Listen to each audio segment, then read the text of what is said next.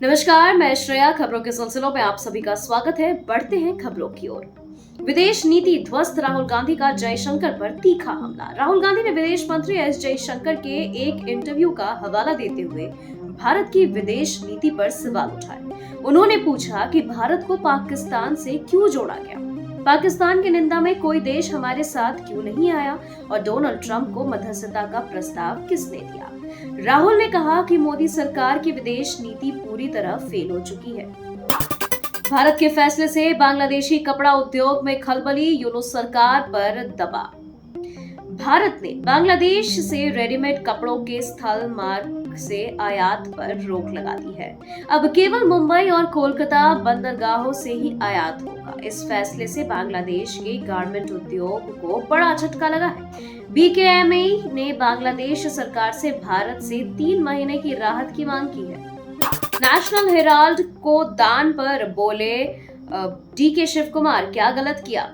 कर्नाटक के deputy CM DK Shiv Kumar ने स्वीकार किया कि उन्होंने उनके भाई ने नेशनल हेराल्ड को 25-25 लाख रुपए का दान दिया है। उन्होंने कहा कि यह हमारी पार्टी का अखबार है, हमने उसे समर्थन दिया है, इसमें कुछ भी गलत नहीं है। मुख्यमंत्री सिद्धरामैया ने भी उसका समर्थन किया है।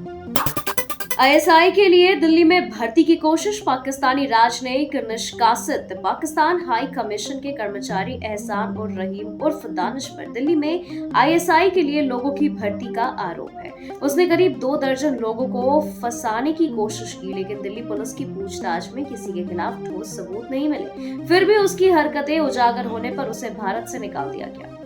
कांग्रेस ने खर्च किया 3 गुना पैसा, फिर भी दिल्ली में नहीं मिली एक भी सीट। दिल्ली विधानसभा चुनाव में कांग्रेस ने आप की तुलना में 3 गुना ज्यादा पैसा खर्च किया, लेकिन शून्य पर सिमट गई। चुनाव आयोग की रिपोर्ट के अनुसार कांग्रेस ने सभी 70 सीटों पर प्रत्याशी उतारे और भारी खर्च के बावजूद एक भी सीट नहीं जीत सकी, जबकि आपने 22 सीटें जीती।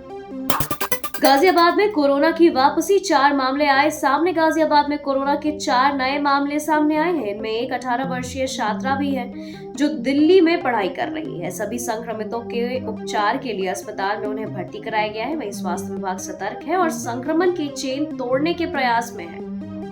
पाकिस्तान की असलियत दुनिया को बताएंगे थरूर और ओवैसी सहित 30 सांसद। भारत सरकार ने पाकिस्तान प्रायोजित आतंकवाद को वैश्विक मंचों पर उजागर करने के लिए ऑल पार्टी डेलीगेशन भेजने की योजना बनाई है। इसमें शशि थरूर, असदुद्दीन ओवैसी सहित 30 सांसद विभिन्न देशों में जाकर पाकिस्तान की असलियत बताएंगे। यह कूटनीतिक अभियान ऑपरेशन सिंदूर के बाद शुरू किया गया है।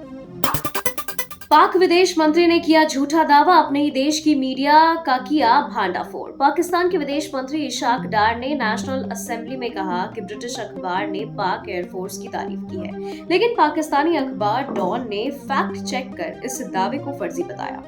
भाजपा ने इसे पाकिस्तान की झूठ की राजनीति करार देते हुए कहा कि अब उनके अपने मीडिया को भी सच्चाई दिखानी पड़ रही है। रांची में बरसे बाबूलाल मरांडी। झारखंड बीजेपी अध्यक्ष सह नेता प्रतिपक्ष बाबूलाल मरांडी ने शुक्रवार को हरमू स्थित पार्टी के प्रदेश कार्यालय में पत्रकारों से कहा कि हेमंत सोरेन सरकार भ्रष्टाचार छिपाने के लिए संवैधानिक संस्थाओं को कमजोर कर रही है। राज्य सरकार की नीयत साफ नहीं है। झारखंड में डीजीपी अवैध रूप से काम कर रहे हैं और उन्हें घूमने फिरने में डर लगता है, पता नहीं कब कहां हमला हो जाए। जेल में बिगड़ी शराब घोटाले में गिरफ्तार विनय चौबे की तबीयत। झारखंड में कथित तौर पर 38 करोड़ के शराब घोटाले में एसीबी के हाथों गिरफ्तार आईएएस अधिकारी विनय चौबे की तबीयत जेल में बिगड़ गई। गुरुवार की शाम उन्हें रिम्स में भर्ती कराया गया। हाई ब्लड प्रेशर और गुर्दा संबंधित परेशानी के बाद उन्हें रिम्स में भर्ती कराया गया है। खबरों के सिलसिलों में फिलहाल इतना ही। बने रहे डिजिटल इंडिया न्यूज के साथ। नमस्कार।